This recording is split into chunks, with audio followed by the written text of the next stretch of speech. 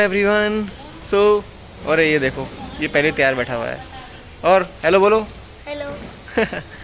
तो मैंने जैसे कहा था पिछली वीडियो में जो बर्थडे वाली थी कि इसके बाद में गाड़ी का रिव्यू दूंगा मैं। 1 साल हो चुके हैं इसको भी, तो इसका रिव्यू दिया जाएगा अभी। तो मैं पूरा डिटेल में समझाऊंगा कि क्या प्रोज रहे, क्या कौन्स रहे, क्या मतलब कितना माइलेज रहा गाड़ी का, वो सब चीज़ें मैं आपको बताऊँगा। तो चलो ठीक है, बताते हैं। अभी आप जाओ, मैं वीडियो बनाता हूँ, है ना। तो हम आ गए हैं गाड़ी के अंदर। चलो तो जैसा कि स्टार्ट करते हैं हम लोग। सो गाइज़, मैं इस वीडियो में कुछ चीज़ें बताऊंगा, जैसे फॉर एग्जांपल प्रोज क्या हैं, मतलब क्या चीज़ें जो मुझे पसंद आई पिछले 1 साल में, क्योंकि इसको पूरा 1 साल हो चुका है जब से मैं चला रहा हूँ। तो मुझे क्या पसंद आया है इस गाड़ी के अंदर, जो कि मैं सजेस्ट करना चाहूँगा व्यूवर्स को भी कि हाँ, अगर वो इस गाड़ी को लेना चाहते हैं फ्यूचर में, अगर नया एडिशन है जो भी है, तो कौन सी चीज़ें जो आपको पसंद आ सकती हैं या फिर जो आपको मतलब कंसीडर करनी चाहिए। इसी तरह से कॉन्स भी बताऊँगा कुछ की जो मुझे नहीं पसंद आई हैं, और वो अगर बेटर होती या नहीं होती जो भी है, तो फिर बेटर होता, मतलब गाड़ी के साथ में पूरा ओवरऑल एक्सपीरियंस और बेटर हो जाता। सबसे पहले तो मैं दिखाता हूँ एक्चुअल में ये चली कितनी है। तो देखो गाइज, ये चली है 13,713 किलोमीटर पिछले 1 साल। मतलब इतना ड्राइविंग एक्सपीरियंस रहा है 13,713 किलोमीटर का। और अभी फिलहाल ये दिखा रही है कि 325 किलोमीटर और चलेगी, क्योंकि मैंने लास्ट टाइम फ्यूल डलवाया था, वो आधा खत्म हो चुका है ऑलमोस्ट। इतना और चल जाएगी। ये इतना मैंने ड्राइव किया है, तो मतलब ऐसा नहीं बोल सकती कि मैंने ड्राइव कम किया है, मैंने ड्राइव काफी कर लिया। मतलब 1 साल के हिसाब से बहुत ज्यादा भी नहीं, बहुत कम भी नहीं, मतलब इतना ड्राइव कर लिया है कि मेरा इतना एक्सपीरियंस हो गया है कि मैं इजीली आपको बता सकूं। तो देखो, सबसे पहले मैं एक बात बता दूं कि मैं कोई कार रिव्यूअर नहीं हूं। फर्स्ट ऑफ ऑल, जो लोग ये वीडियो देखेंगे और वो ये सोचते हैं कि मैं कार रिव्यूअर हूं, उसके हिसाब से मतलब मेरे चैनल को सब्सक्राइब करेंगे और आगे मतलब मुझसे उम्मीद करेंगे कि मैं कार की वीडियोस बनाऊंगा इस तरह की रिव्यू करने की। तो मैं ऐसी नहीं बनाने वाला हूँ, पहले ही बताता हूँ। ये पर्टिकुलर मेरी कार का, क्योंकि ये मेरी लाइफ का पार्ट है एक तरीके से। तो क्योंकि मैं मेरे लाइफ व्लॉग्स बनाता हूँ, जीवन जर्नी व्लॉग्स की चैनल है, तो मैं अपनी लाइफ में जो घटनाएं होती हैं उनके आधार पर वीडियो बनाता हूँ, उन पर बेस्ड वीडियो बनाता हूँ। तो ये एक साल हो गया मेरी गाड़ी को लिए, तो इसलिए मैं इस पर एक वीडियो बना रहा हूँ। तो सिर्फ यही कार रिव्यू होने वाला है, मैं और कोई कार रिव्यू नहीं करने वाला हूँ आगे, ठीक है। पहले गाड़ी की एक प्रोज पे आते हैं। तो सबसे पहले जो चीज़ मैं बताना चाहूँगा हैंडलिंग के बारे में, कि मुझे गाड़ी की हैंडलिंग बहुत अच्छी लगी। सीधा सीधा 5 आउट ऑफ 5 स्टार। हैंडलिंग अच्छी कैसे लगी, क्योंकि देखो मुझे कोई स्ट्रेन फील नहीं हुआ चलाते वक्त। बहुत इजीली चीज़ें, मतलब ऐसा लगता है कि गाड़ी पूरी कंट्रोल में है। आप टर्न करते हो, मुड़ाते हो गाड़ी को, मतलब हर वे में जिस तरह से भी हैंडल करते हो, गाड़ी तेज करनी है, धीमी करनी है, इधर उधर मुड़ाना है। हैंडलिंग में मैं सिर्फ यही नहीं, नीचे के जो ब्रेक, एक्सीलेटर वगैरह हैं वो भी बता रहा हूँ। टोटल मतलब उनका पूरा जो एक्सपीरियंस है ना, वो मुझे बहुत अच्छा स्मूथ लगा है। मतलब कोई स्ट्रेन नहीं। मैं 3-3 घंटे आराम से गाड़ी चलाता हूँ, क्योंकि मैं जयपुर जाता रहता हूँ। जैसे ही मतलब शनिवार संडे या कोई छुट्टी आती है ना, तो मैं शनिवार को शाम को या संडे के दिन या फिर छुट्टियों में मैं जयपुर जाता रहता हूँ। मेरे जयपुर चक्कर कटते रहते हैं। तो यहाँ से नदबई से जयपुर का जो डिस्टेंस है वो 160 किलोमीटर है। तो आप 160 किलोमीटर तो मैं बहुत इजीली एक तरफ ड्राइव करता हूँ और मुझे कोई थकावट महसूस नहीं होती। देखो, जिस गाड़ी में आपको गाड़ी चलाते वक्त अगर थकावट महसूस ना हो ना, तो मैं ये बोलूँगा कि सीरियसली वो चीज़ अच्छी है, मतलब उसकी हैंडलिंग, उसकी ड्राइविंग एक्सपीरियंस बढ़िया है। सेकंड चीज़, सिटिंग सीट्स वगैरह, मतलब तो सीट्स क्वाइट कंफर्टेबल है मेरे हिसाब से। मुझे कोई पर्टिकुलर शिकायत मतलब ऐसा महसूस नहीं हुआ कि जो मैं कंप्लेन करूँ। हाँ, क्योंकि मैं इस गाड़ी में पीछे बहुत कम बैठा हूँ, क्योंकि मैंने जाते ही ड्राइव करी, कभी एक आध बार सपना ने ड्राइव करी बीच बीच में, तो मैं साइड में बैठा हूँ उसके। मैं पीछे वाली सीट्स पे नहीं बैठा हूँ। अब पीछे वाली सीट्स का ऐसा है कि मेरी सिस्टर बोलती है, मतलब गुड़िया, वो बोलती है कि बहुत ज़्यादा स्लांट है, मतलब पीछे की तरफ झुकी हुई है, आपको लेटना पड़ेगा, मतलब वो ऐसा बोलती है, मतलब उसको ये चीज़ पसंद नहीं आती। अब मेरा तो इस गाड़ी में पीछे कोई इतना एक्सपीरियंस नहीं रहा है। अब ये स्लांट यार, मैं मतलब मुझे तो नॉर्मली लगा जब भी मैं थोड़ा बहुत बैठा हूँ उसके बीच में, तो मतलब मुझे तो ऐसा लगा कि कोई ज़्यादा इशू नहीं है, सही है, आप लेट के रहो आराम से। पर मेरी सिस्टर को वो चीज़ पसंद नहीं आई। तो ये एक पर्सनल प्रेफरेंस हो सकती है लोगों की कि आपको इतना स्लांट सीट में पसंद है कि नहीं है, ढलान मतलब पीछे की तरफ। Third thing, hardware. देखो, हम लोगों ने बात करी हैंडलिंग की, हमने बात करी सीट कंफर्ट गाड़ी की इस तरह से, ठीक है। अब हम आते हैं हार्डवेयर पर। गाड़ी की जो हार्डवेयर है, जो डिज़ाइन है, डिज़ाइन इज़ ओके, मतलब बहुत ज़्यादा गुड लुकिंग भी नहीं है और बेकार भी नहीं है। पहले टाटा डिज़ाइन के बोल सकते हो बदनाम था, उसकी डिज़ाइन कार, मतलब कार की डिज़ाइन बिल्कुल अच्छी नहीं हुआ करती थी। मैं हमेशा सोचा करता था कि टाटा वाले मतलब कोई यार डिज़ाइनर, प्रोडक्ट डिज़ाइनर क्यों नहीं हायर करते हैं यार, प्रोडक्ट तो ढंग का डिज़ाइन होना चाहिए ना कम से कम।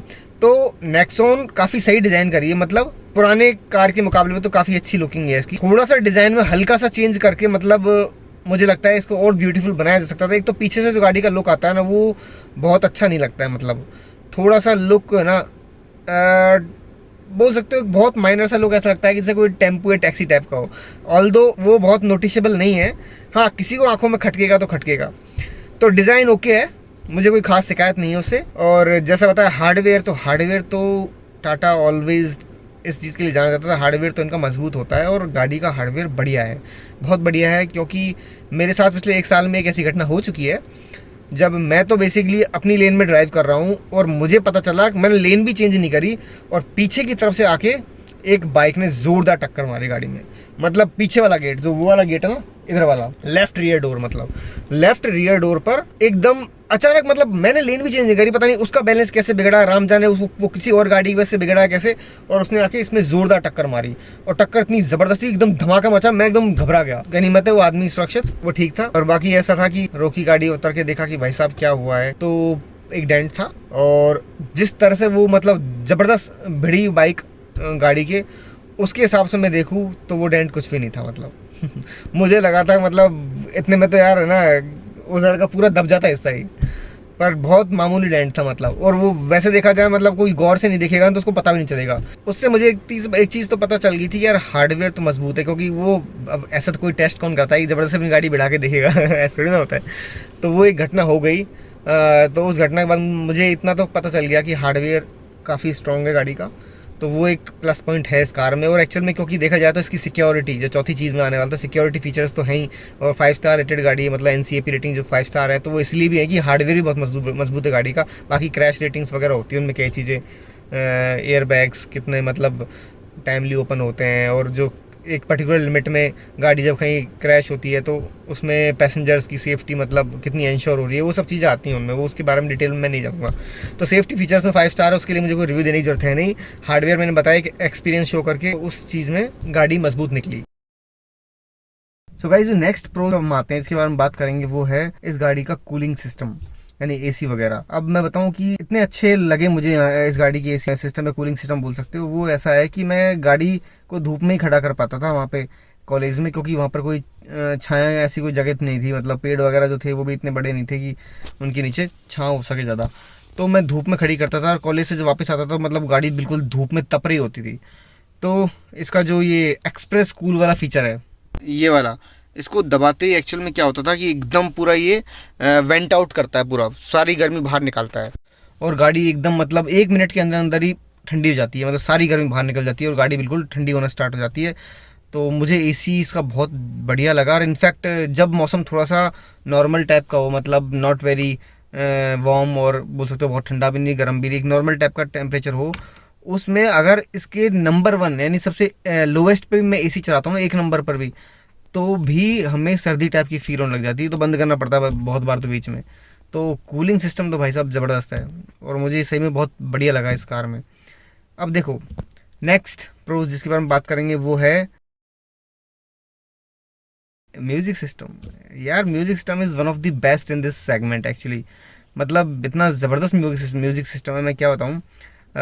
देखो इस सेगमेंट में और भी कारें हैं जो मतलब कह सकते हो, कोई बोस का म्यूजिक सिस्टम दे रहा है ना, कोई JBL, कोई पायनियर, पता नहीं कौन कौन सी कई सारी कंपनियां है, वो सब अलग अलग मतलब म्यूजिक सिस्टम आ रहे हैं कार्स में। जो नेक्सॉन में है वो है हरमन कार्डन का म्यूजिक सिस्टम, और मुझे ये बहुत ज़्यादा बढ़िया लगा। मतलब मैंने इसको मतलब हाई वॉल्यूम पे भी खूब गाने चलाए इसमें गाड़ी में, और जो बेस है वो बहुत बढ़िया है और साउंड क्लैरिटी बहुत बढ़िया है। मतलब आपको क्या चाहिए म्यूजिक में, साउंड क्लैरिटी अच्छी होनी चाहिए, बेस बढ़िया होना चाहिए। मतलब गाड़ी लिटरली एक होम थिएटर फील देती है जब गाड़ी चलती है ना, ऐसा लगता है जैसे मतलब थिएटर में बैठे हैं बिल्कुल।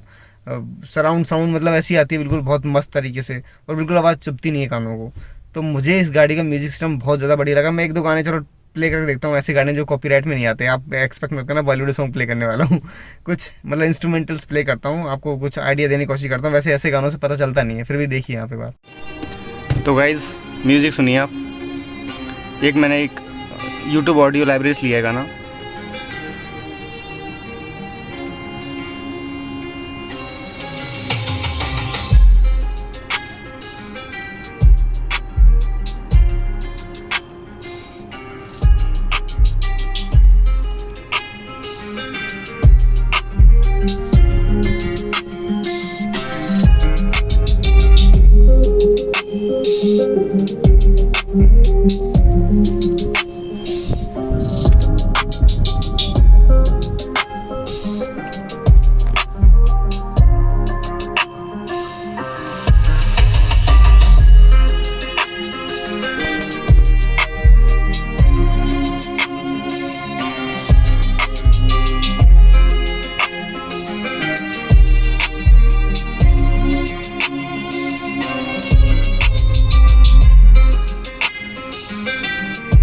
तो आप लोगों ने सुना होगा एक गाना, तो अब मैं एक और गाना बजा के दिखाता हूँ।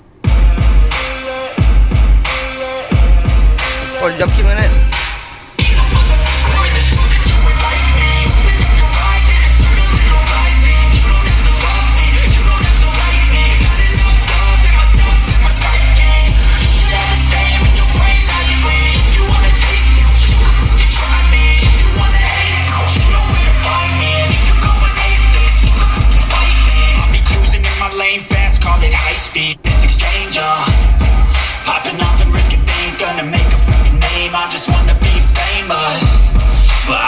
सो गाइस, तो आप लोगों ने देखा होगा मैंने 2 गाने बजाए। एक्चुअल में ये दोनों यूट्यूब ऑडियो लाइब्रेरी से लिए मैंने, कॉपीराइट की वजह से। तो दोनों गाने मतलब जिनमें थोड़ा बेस भी था और उस तरह एक सॉन्ग थे। और तो मुझे तो एक्चुअल में बहुत बढ़िया लगा इसका पूरा ऑडियो सिस्टम। आपको कैसा लगा आप कमेंट बॉक्स में बता सकते हैं। एक्चुअल में मैं बताऊँ ना, मैंने इतनी मतलब टाटा ने एकदम jam of the thing the actually.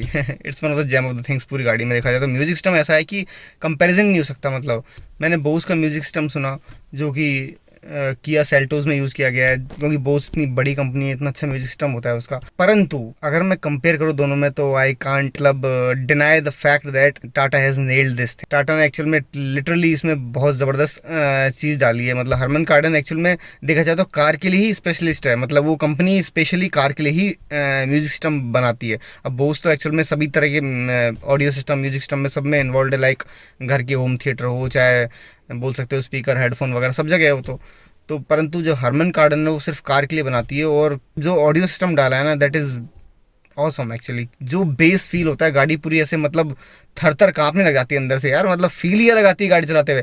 और देखो इन्होंने पता नहीं क्या किया राम जाने, गाड़ी की अगर स्पीड थोड़ी बढ़ने लगेगी ना हाईवे पे, तो ये म्यूज़िक की वॉल्यूम ऑटोमेटिकली अप हो जाती है। पता नहीं से पॉजिटिव मानोगे नेगेटिव। तो मतलब मस्त चीज़ है यार। This is one of the pros actually जो मैं बताना चाहता था। सो गाइज, तो ये हो गए अपने प्रोज सेक्शन, ठीक है। अब हम आते हैं गाड़ी के चलो माइलेज पर, ठीक है। माइलेज पे मैं ऐसे नहीं आऊँगा, है ना, क्योंकि माइलेज के बारे में एक प्लस पॉइंट है और एक माइनस पॉइंट है। दोनों चीज़ें ऐसा करूँगा, इसके बारे में बाद में बात करता हूँ, ठीक है। फिलहाल मैं आ जाता हूँ कॉन्स पर। तो कॉन्स में ऐसा है कि सबसे पहली चीज़ जो मुझे मेरा पिछले 1 साल का एक्सपीरियंस रहा, जिसमें मुझे बिल्कुल पसंद नहीं आई, या फिर बोल सकते हो मुझे उसने कई बार परेशान किया, वो था गाड़ी का सॉफ्टवेयर। यार गाड़ी के सॉफ्टवेयर में कभी कोई बग आ जाएगा, कभी क्या आ जाएगा। अब मैं एक उदाहरण तो आपको अभी दिखा देता हूँ। अभी मैं एक्चुअली सर्विस सेंटर पे गया नहीं हूँ, इसको ठीक कराना है मुझे। एक बग तो अभी आपको नोटिस में दिखा देता हूँ। आप ये देख पा रहे होंगे, ये देखो लेफ्ट रियर जो इसका वो है टायर, पीछे का जो लेफ्ट साइड का टायर है उस पर एलो दिखा रहा है, मतलब लो टायर प्रेशर। भाई साहब लो टायर प्रेशर है ही नहीं है गाड़ी में, है ना। गाड़ी में मतलब हवा भरी हुई है बिल्कुल परफेक्टली, उसमें कोई लो टायर प्रेशर नहीं है। परंतु ये सडनली दिखाने लग गया। मैंने इसके बारे में यूट्यूब पे सर्च भी किया और मैंने एक्चुअल में कई उससे बात करी, तो मुझे पता चला कि ये बग आ जाता है इनके सॉफ्टवेयर में। और ये लोग कई लोगों के साथ समस्या हुई कि लो टायर प्रेशर दिखा रहा है, बल्कि हवा पर्याप्त है उसमें। मैं चेक करके देख चुका हूँ कई बार, एयर पंप होता है उससे मैं ट्राई करके देख चुका हूँ, भाई यार पर्याप्त हवा है, उसके बाद में भी इसमें लो प्रेशर क्यों दिखा रहा है। और लगातार ये ब्लिप होता रहेगा, मतलब आवाज़ तो नहीं करेगा, आवाज़ तो बस स्टार्ट करते हैं जो 1-2 बार करता है, उसके बाद में आवाज़ नहीं करता, परंतु ये ब्लिप होता रहता है। तो खटकता है एक्चुअल में आपको कि यार सामने बार बार लो टायर प्रेशर दिखा रहा है पीछे। तो एक बग है ये। तो ये एक्चुअल में मैंने देखा कि एक पर्टिकुलर सॉफ्टवेयर भी है टाटा का, उससे ये निकल जाता है, परंतु वो एक पर्टिकुलर वर्जन के लिए, नेक्सॉन का एक वर्जन है जिस पे वो अप्लाई होता है, बाकियों पे नहीं होता। तो मैं इसको बस सर्विस सेंटर ले जाऊंगा और इस बग को निकलवाऊंगा। तो ये तो एक एक्सपीरियंस था। मैं और बताता हूँ, गाड़ी जैसे ही ली थी उसके कुछ दिन बाद में लेफ्ट रियर डोर में ही, एक्चुअल में अभी तो लेफ्ट टायर की बात करूँ, लेफ्ट रियर डोर में क्या हुआ कि गाड़ी का वो डोर अपना आप खुल रहा है, बंद हो रहा है। मतलब सॉफ्टवेयर इशू था, ग्लिच। डोर बंद है परंतु बार बार गाड़ी चलाती, your left rear door is open, please close it. Left rear door थोड़ी देर लेफ्ट, मतलब वो पी पी लगातार बोली जाती है। उससे वजह से परेशान हो गए कि मुझे गाड़ी खरीदने के 2 दिन के अंदर ही बोल सकते हो कि उसका डोर ठीक करवाना पड़ा। पर ये सबके साथ में ऐसी घटना नहीं हुई, मेरे साथ एक एक्सेप्शन था बोल सकते हैं। मैंने और कहीं इसको नहीं सुना इस बारे में, ठीक है। और जैसा मैंने बताया, और सॉफ्टवेयर ग्लिचेस कुछ एक दो और हुए कि एक बार ऐसा हुआ कि अब से सॉफ्टवेयर बोलूँ या क्या बोलूँ मैं, गाड़ी का राइट डोर जो ड्राइवर डोर है वही अचानक बंद होना, मतलब बंद ही नहीं हुआ। मैं ड्राइव करके आया, मैंने कार खड़ी करी, बारिश आ गई और मैं शॉप पे था। मैं जैसे सामान लेके अंदर आया तो गाड़ी में जिसमें दरवाजा बंद किया, बंद हुआ ही नहीं दरवाजा। मतलब बंद करता हूँ ऐसा फच फच आवाज़ आती है, परंतु वो बंद नहीं हो रहा। लॉक, वो जो खटक से आवाज़ होती है ना, बस बंद ही नहीं हो रहा वो। अरे मैं तो परेशान हो गया, क्योंकि गाड़ी का डोर बंद नहीं होता। देख तो गाड़ी ऑटोमेटिकली मतलब गियर की स्पीड नहीं पकड़ती, आपको पुश करना पड़ेगा, एक्सेलरेट करना पड़ेगा। ऊपर से घर था मेरा पास में ही था, ज़्यादा दूर नहीं था, वो लकी था उस दिन। फिर मैंने क्या किया, गाड़ी के डोर को एक हाथ से पकड़ा और थोड़ा सा आगे चला के अंडर पास था उसमें ले जाके वहाँ पे मैंने गाड़ी को खड़ा किया और फिर वहाँ पे वापस से डोर बंद किया तो बंद हो गया फिर वो अचानक। अब पता नहीं सॉफ्टवेयर इशू था या हार्डवेयर इशू था, दोबारा कभी फेस नहीं किया, परंतु ऐसा एक बार हुआ मेरे साथ में। ऐसा तो एक बार सनरूफ के साथ में हो चुका है। सनरूफ ओपन करी, सनरूफ द्वार बंद करी तो बंद हो जाती है, परंतु जो ऊपर स्पेस खुलती है, क्योंकि 3 तरह का ऑप्शन होता है सनरूफ में, दिखाता हूँ। इस बटन से सनरूफ ओपन होती है, ठीक है, इस बटन से क्लोज होती है और इससे थोड़ी सी ऊपर की तरफ खुली रह जाती है, हल्की सी, मतलब बंद तो हो जाता है ऊपर से इसका सनरूफ का जो बोल सकते हैं डोर है, परंतु ऊपर से हल्का खुला रहता है ताकि हवा आती रहे। ये था ना, इस पोजीशन में आ गई सनरूफ, बंद हो रही है परंतु पूरी बंद नहीं हो रही, ऊपर से खुल जा रही है। अब वो बंद हो ही नहीं रही, परेशान हो गया मैं। तो फिर भाई मैंने फिर यूट्यूब पे देखा और पता चला कि ये जो बंद वाला डोर दरवाजा, मतलब इसका जो ये बटन है, कौन सा, यही वाला बीच वाला, इसको मैं शॉर्ट ऐसे कर करके बंद किया, मतलब तब जाके वो बंद हुई। बड़ा अजीब सीन हुआ था। अब इसे मैं सॉफ्टवेयर ग्लिच मानूँ, हार्डवेयर मानूँ, क्या मानूँ पता नहीं, राम जाने। परंतु मुझे 3-4 समस्या से 1 साल में फेस हुई और मैंने कल ही बात हुई मेरी टाटा वालों से, मैं बोला भाई साहब इसका सॉफ्टवेयर ठीक करो आप। गाड़ी का हार्डवेयर लाजवाब है, इसमें कोई डाउट नहीं है, परंतु सॉफ्टवेयर में आप लोग अभी सही तरह से मतलब ऑप्टिमाइजेशन किया ही नहीं है सॉफ्टवेयर में। इनका एक्सपीरियंस भी इतना नहीं है सही बताऊँ तो सॉफ्टवेयर के मामले में। तो इनको है ना अपनी गाड़ियों की सॉफ्टवेयर पे काम करने की ज़रूरत है, मुझे ऐसा लगता है।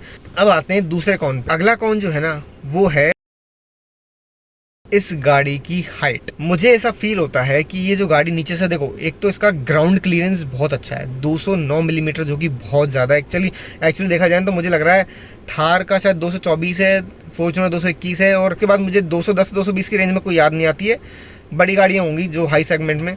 बाकी ये तो गाड़ी स्टैंड आउट है इस चीज़ में, बहुत ऊंची है, कहीं टच नहीं होती कोई, मतलब ये एक पॉजिटिव भी मान सकते हो कि इसका नीचे से ऊंचाई इतनी है कि है ना, इसे आप मतलब प्रोज में मान सकते हो कि भाई ये कहीं टच नहीं होती। परंतु नीचे से इतनी ऊंचाई होने के बावजूद भी ओवरऑल हाइट में कम है।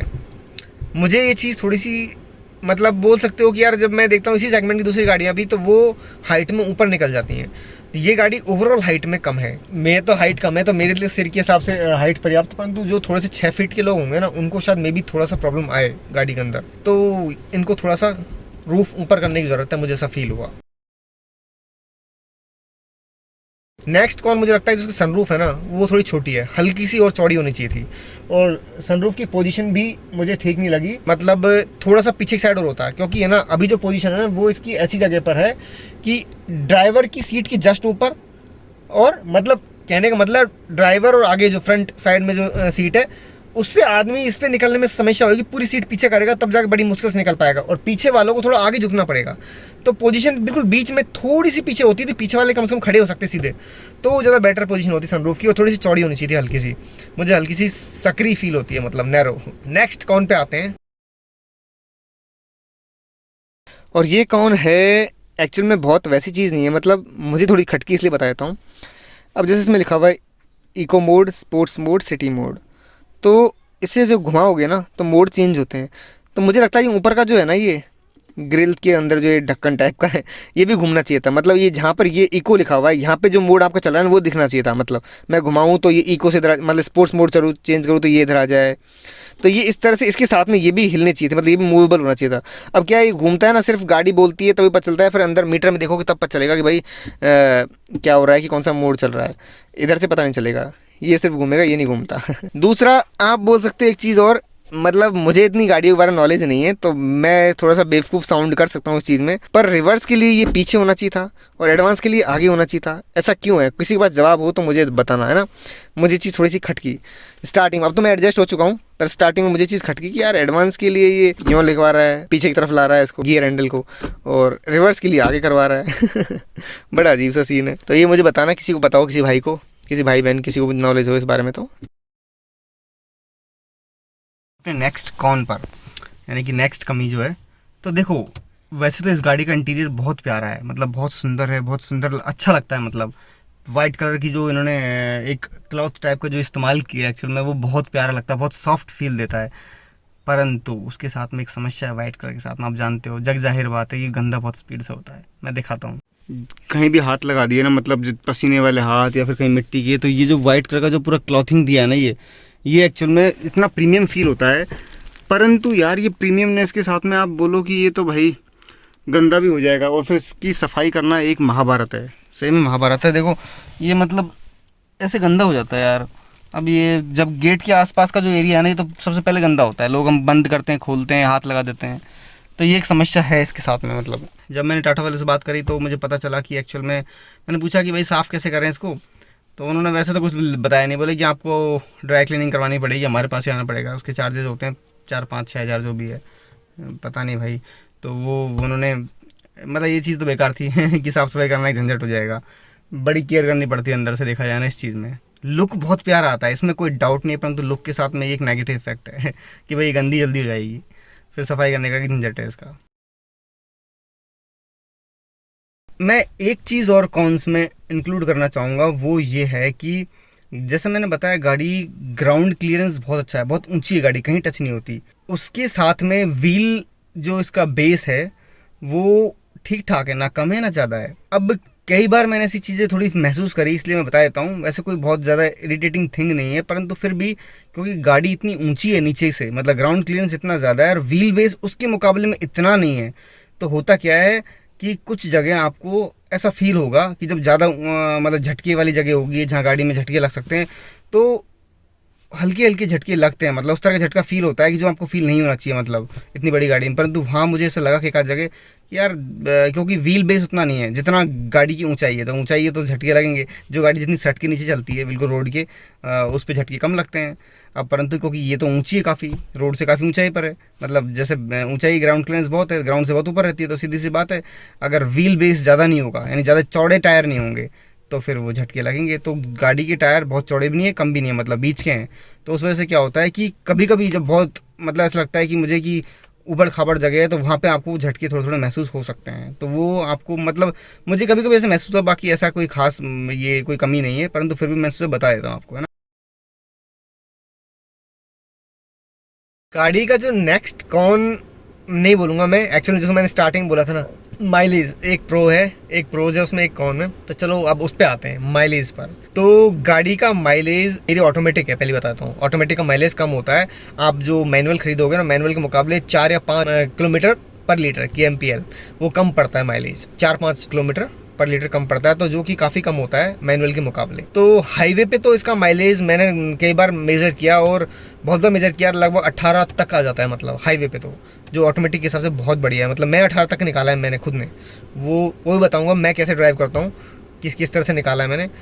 और जो सिटीज़ है ना भाई साहब, उसमें माइलेज बहुत बेकार है, मतलब 8-9 के माइलेज, मतलब बैंड बच जाती है पूरे माइलेज की सिटी में। तो 8-9 मतलब ये माइलेज में ये मान लो पेट्रोल पीती है कुल मिला के सिटीज़ में तो ये पेट्रोल ऐसे गटकती है बुरी तरह से, भयंकर तरीके से। अब मैं आपको दिखाता हूँ, देखो अपना माइलेज दिखाता हूँ मैं। अब लास्ट टाइम जब मैंने ट्रिप किया था तो 1355.2 किलोमीटर, यानी 1355, तो काफ़ी होता है, कम नहीं है। उसमें गाड़ी का माइलेज आ रहा है 18.3 ओवरऑल। इस 1355 में से आप मान सकते हो लगभग 1100 किलोमीटर मैंने हाईवे पे चलाई है और 250 किलोमीटर मैंने सिटीज़ में चलाई है, नदबई में और जयपुर दोनों मिला के। तो आप उस तरह से देख सकते हो कि 1100 किलोमीटर लगभग हाईवे पे और 250 किलोमीटर लगभग सिटीज़ में है। तो उसके हिसाब से ओवरऑल 18.3 किलोमीटर पर लीटर आ रहा है, जो कि काफ़ी अच्छा माइलेज निकल रहा है।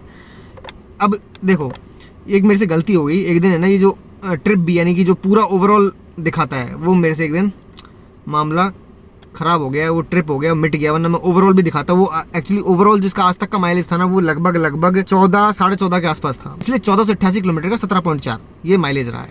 अब ये माइलेज आप मतलब सोचोगे कि ये तो मशीन गलत दिखा रही है, क्या है, तो मैंने इसको वैसे भी नापा है कि गाड़ी ऑलमोस्ट जब मतलब फ्यूल खत्म होने वाला है, 2-3 लीटर फ्यूल होगा गाड़ी में, तो मैंने लगभग उसके बाद गाड़ी को एकदम फुल करवाया, टैंक को फुल करवाया, और उसके बाद मैंने वैसे भी डिस्टेंस भी नाप के देखा कि कितना गाड़ी चली है। तो ये माइलेज लगभग सही बताया, मतलब इन्होंने ऑलमोस्ट 98% सही मान लो इसको, इतना एक्यूरेट दिखाया। तो ये 18.3 दिखा रहा है, आप इसको 17.5 मान लो, वैसे मान लो, ठीक है। तो माइलेज गाड़ी का जैसे मैंने बताया कि हाईवे पे बहुत अच्छा है, मतलब हाईवे पे तो मैंने कई बार 20-21 भी निकाला है, ऐसी बात नहीं है पर सिटीज़ में ऑटोमेटिक गाड़ी बहुत ज़्यादा खाती है, 8-9 का बड़ी मुश्किल से निकलता है, 10 निकल जाए तो गनीमत है। तो वो वाली कंडीशन है। मुझे कई लोगों ने मिले जो बोले यार तुम माइलेज कैसे निकालते हो, तो मैं एक चीज़ जानता हूँ कि माइलेज निकालने का एक बहुत ही बेहतरीन तरीका है, और वो केवल इसी गाड़ी में नहीं, किसी भी गाड़ी में, चाहे वो आप बोल सकते हो मैनुअल हो, ऑटोमेटिक हो, किसी भी कंपनी की हो, एक तरीके से माइलेज बहुत अच्छा निकल सकता है। वो ये है कि आप जिस भी गियर में गाड़ी चला रहे हैं उस गियर में सबसे कम स्पीड के आसपास रहें। कहने का मतलब है हर गियर की एक स्पीड होती है। फॉर एग्जांपल देखो, इसमें तो ऑटोमेटिक है तो इसमें ऑटोमेटिकली गियर चेंज होते हैं। तो इसमें क्या स्पीड से होती है, इसमें स्पीड से होती है देखो 30 या 31 पे इसमें थर्ड गियर लगता है, ठीक है। 46 47 पे फोर्थ गियर लगता है, फिर बोलो 64 के आसपास फिफ्थ गियर लगता है एंड 76 पे इसमें सिक्स्थ गियर लगता है। तो मुझे इतनी आदत होगी क्योंकि इस गाड़ी में एक्चुअली नेक्सॉन में जैसे गियर चेंज होता है तो हल्का सा झटका महसूस होता है, हल्का सा झटका। कई लोगों को ये बुरी चीज़ लगेगी कि यार इसमें हल्का सा झटका महसूस हो रहा है, पर मुझे फील होता है और मुझे एक्चुअली में उसका मैं पॉजिटिवली इस्तेमाल कर रहा हूँ कि वो जैसे झटका महसूस होता है मुझे पता चलता है नेक्स्ट गियर लग गया है। तो जब मैं रोड को देखता हूँ, भीड़ को देखता हूँ और रोड की मतलब क्वालिटी मतलब कंडीशन कैसी है वो नज़र आती है, भीड़ की देखता हूँ कि भाई भीड़ कितनी है, तो मैं क्या करता हूँ, अगर देखता हूँ यार गाड़ी 50 के आसपास चल सकती है तो मैं फोर्थ गियर यानी कि जैसे 46 पे ट्रिगर होता है फोर्थ गियर, तो मैं 46 to 50 के बीच में चलाता हूँ गाड़ी को, यानी कि फोर्थ गियर की लोएस्ट स्पीड। मैं फोर्थ गियर में गाड़ी को 60 62 63 पे नहीं चलाऊंगा, फिर मैं डायरेक्ट फिफ्थ गियर में एंट्री करूँगा, 64 पे ले जाऊँगा गाड़ी को ताकि फिफ्थ गियर लग जाए।